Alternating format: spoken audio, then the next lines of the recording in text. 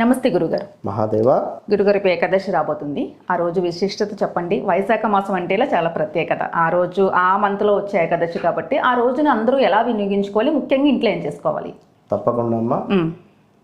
ఇప్పుడు ఈ యొక్క వైశాఖ మాసంలో వచ్చేటువంటి మనకు వాస్తవానికి 24 ఏకాదశులు 24 ఏకాదశులు కూడా ఎంతో ప్రాముఖ్యము విశేషముతో కూడినటువంటి ఏకాదశులే. సో ఇట్టి ఏకాదశులు ఏవైతే ఉన్నాయో అందులో ఈ వైశాఖ మాసంలో వచ్చేటువంటి ఏకాదశి చాలా విశేషమైనది.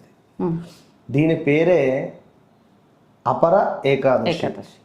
అపరం అంటే ఏంటిది అంటే అనంతం. అపరమైనటువంటిది అంటే అనంతమైనటువంటి పుణ్యాన్ని మనకు ప్రసాదించారు. ఈ యొక్క మాసములో గల ఏకాదశి రోజు మనము చేసుకునేటువంటి పూజా పునస్కారాలు, దానాలు లైక్ ఇలాంటివి ఎంతో మనకు ప్లస్ అయ్యేటువంటి పరిస్థితి ఉంటుంది.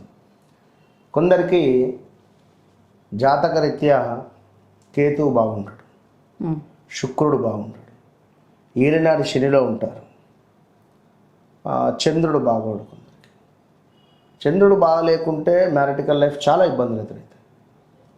అదేవిధంగా సొంత ఇంటి కళ కూడా ఉండదు ఎక్కువ. ఇంకా బుధుడు అంటే మనకు కమ్యూనికేషన్ స్కిల్స్ కావచ్చును, అదేవిధంగా మాట విధానం కావచ్చును, మనకు చుట్టాలతో సరైనటువంటి కమ్యూనికేషన్ అంటే బంధువులుతో ఉండదు. ఇక ఇట్టి అపర ఏకాదశి రోజు నాడు ఎవరైనా చక్కగా విష్ణుమూర్తి యొక్క ఆరాధన జరిపించుకోవాలి. ఇట్టి అపర ఏకాదశికి సంబంధించినటువంటి కథలు కూడా ఎన్నో మనకు చెప్పడం జరుగుతున్నది. కానీ ఈ అపర ఏకాదశి రోజు నాడు ఖచ్చితంగా కూడా మనం చెప్పేటువంటి వస్తువులను దానంగా ఇచ్చేటువంటి ప్రయత్నం చేయండి. అందులో ముందు ఈరోజు అంతా కూడా ఇల్లంతా కూడా శుభ్రపరుచుకొని చక్కగా కూడా ఇంట్లో తమలపాకులతో చక్కగా కూడా ఒక ప్లేట్లో తమలపాకులను పరిచి ప్రతి తమలపాకుపై కూడా మనకు శ్రీరామ్ అని చెప్పి రాయండి. ప్రతి తమలపాకుపై శ్రీరామ్ అని చెప్పి రాసి చక్కగా కూడా 8 తమలపాకులు లేదా 9 ఒక ప్లేట్లో నిండుగా ఉడపెట్టండి. పెట్టి మధ్యలో అయితేనేమో వెండి ప్రమిద లేదా మట్టి ప్రమిద పెట్టండి. ఇత్తడి పెట్టకండి, రాగి పెట్టకండి, స్టీల్ కూడా పెట్టకండి.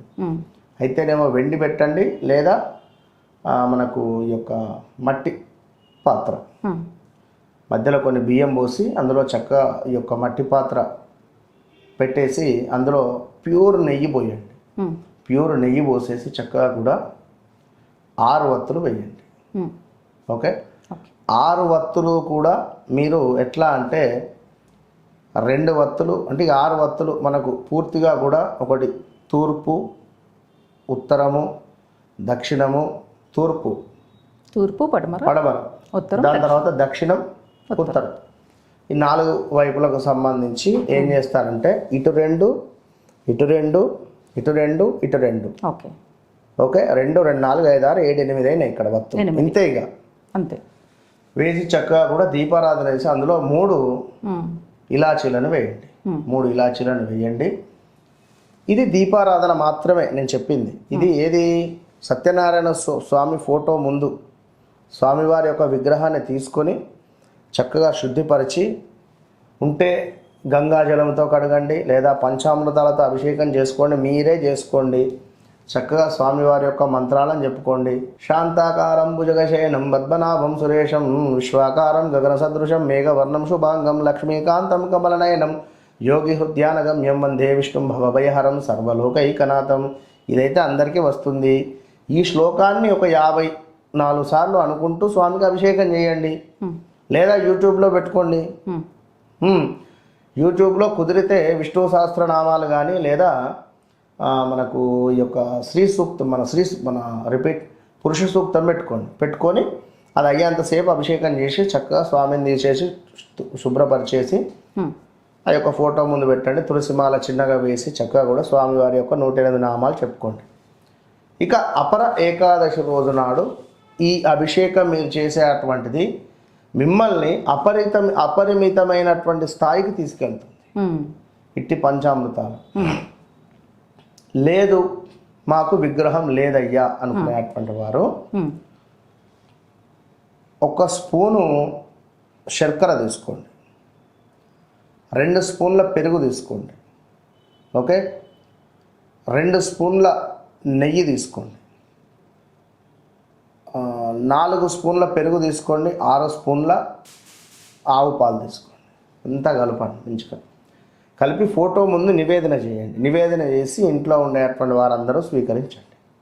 కనీసం ఇదన్నా చేయండి. దీపం మాత్రం మస్ట్. ఇక ఈరోజు ఎవరైతే ఆహారాన్ని దానంగా చేస్తారో, మరి ఏకాదశి కదండి, ఆహారం దానం చేయడం ఏమిటి అంటే, ఆవులు ఉన్నాయి, మూగజీవులు ఎన్నో ఉన్నాయి. సో నీకు తెలుసు ఏకాదశి, నాకు తెలుసు ఏకాదశి. సో రోజు అన్నానికి ఇబ్బంది పడేటువంటి వారు చాలామంది ఉన్నారు. ఏదో టిఫినో ఏదో ఒక ఆహారాన్ని దానంగా ఇచ్చే ప్రయత్నం చేయడం వల్ల ఆర్థికపరమైనటువంటి ఇబ్బందుల నుండి దూరం అవుతారు అతి తొందరగా. రెండవది బట్టలు. బట్టలు అనగానే కొత్తవి కొనిస్తారా, లేదా మీవే పాతవి ఏమైనా దానంగా ఇస్తారా, మీ ఇష్టం. సో బట్టలను దానంగా ఇవ్వండి. బట్టలు ఏమిటి, అందులో నలుపు రంగు ఇస్తే శనైశ్వరుని యొక్క పీడ పరిహారం అవుతుంది. సో అది ఒకటి చూసుకోండి. ఇక చెప్పులు లేదా షూస్. సో వేసవి కాలము కనుక ఎవరికైనా చెప్పులు కానీ షూస్ కానీ దానంగా ఇవ్వడం వల్ల తప్పకుండా మీ పనులు తొందరగా ముందుకు వెళ్ళే పరిస్థితి ఉంటుంది. ఇక ధాన్యాలు అంటే బియ్యం కావచ్చును, పప్పు కావచ్చును, ఇవి దానంగా ఇవ్వడం వల్ల మనకు శ్రేయస్సు పెరుగుతుంది. నెయ్యి దానం ఇవ్వడం వల్ల అద్భుతమైనటువంటి పేరు ప్రఖ్యాతలు. తేనెను దానంగా ఇవ్వడం వల్ల మనకు తప్పకుండా ఆర్థికంగా ఉండేటువంటి బ్లాకేజెస్ రిలీజ్ అవుతాయి. వీటితో పాటుగా ఈశ్వరునికి ఈరోజు ఎవరైతే అభిషేకం చేసి వెండితో చేసినటువంటి యజ్ఞోపవీతాన్ని దానంగా ఇస్తారో వారి కోరిక నెరవేరుతుంది. అంతే. ఇక అది ఎలాంటి కోరికైనా కావచ్చును. సంతానం కావాలి, అందులో మగ సంతానం. రేపు ఏకాదశి రోజు స్వామికి మీరు అది ఏది యజ్ఞోపవీతాన్ని మీరు సమర్పించండి. మీకు యజ్ఞోపవీతం మీతో చేసేటువంటి పర్మిషన్ అది భగవంతుడు ఇస్తాడు. అంటే అందరికీ ఉండదు యజ్ఞోపవీతం, కానీ చెప్తున్న అలాంటి ఆశీర్వాదం స్వామివారు ఇస్తారు. అపర ఏకాదశి ఎన్ని విధాలుగా ఉపయోగించుకోవాలి అన్ని విధాలుగా చెప్పారు గురుగారు. మీరు అద్భుతమైన దీపారాధన చెప్పారు. మామిడి పళ్ళు ఇంకా శ్రేయస్కరం ఇప్పుడు, ఎందుకంటే వేసవి కాలం కనుక మామిడి పళ్ళను చక్కగా గురువులకు ఇవ్వండి, బ్రాహ్మణులకు ఇవ్వండి.